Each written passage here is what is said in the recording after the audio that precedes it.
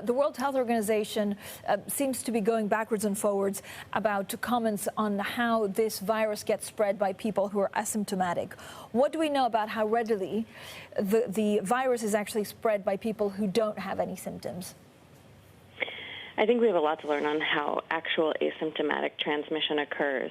There are several studies looking at asymptomatic transmission rate, and I think one of the challenges is understanding when we're talking about asymptomatic versus pre-symptomatic. And much of what we know right now about the virus and how it spreads, how it transmits, is really based on the transmission around people who have symptoms, whether they're mild or severe.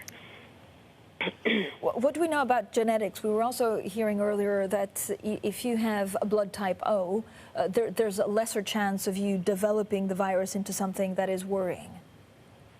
Yeah, so the 23andMe study that found that blood type O people were less susceptible to severity of illness, that was a study of about 10,000 participants, and what it really showed is we have a lot more to learn again about how host genetics, host genomics impact how people are susceptible to COVID-19. So there was a study that looked at host genetics or human genetics and its impact on people with COVID-19 in China, and one in Italy and Spain, and they found the Italy and Spain one found that type A was created a likelihood of increase of severity, and the Chinese study also looked at susceptibility to COVID-19. And this 23andMe one, I believe, is the biggest study that has been done, and I think it's the only one that's looked purely at an observational study about blood type. And I think, you know, this is how we're going to start to learn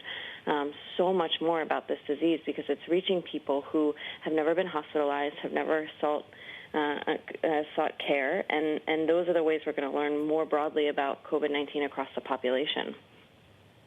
We talk about, you know, the study made in China, the one in Italy. We talk about 23andMe. Is there an overall study that actually gathers all individual studies so that we actually put all the data together, or is that just clinically impossible?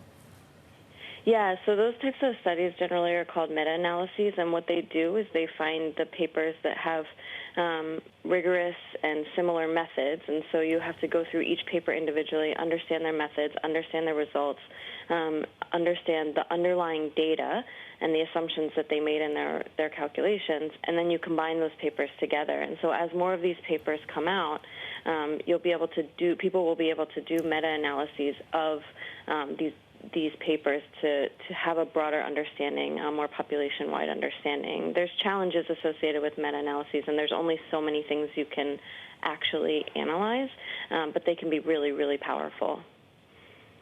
Where are we seeing spikes at the moment, and how do you track a possible second wave? Is it by, is it just the number of infected and by contact tracing, or by the people that end up in hospital, or is there a better way to try and see it before it actually arrives?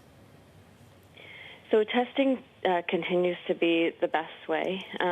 Contact tracing can be really helpful once you have an understanding of where the transmission links are occurring in communities.